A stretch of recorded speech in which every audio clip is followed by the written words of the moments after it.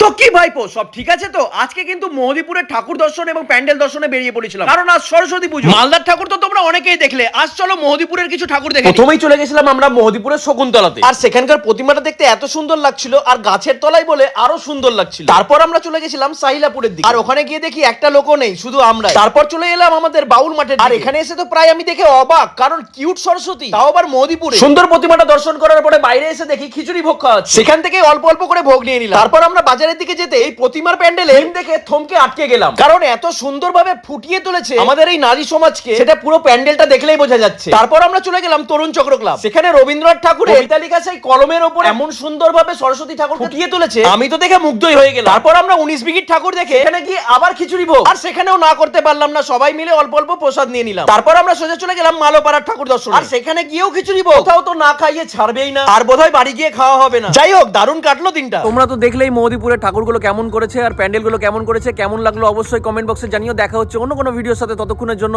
Bye bye, আর share করতে একদম ভুলো না।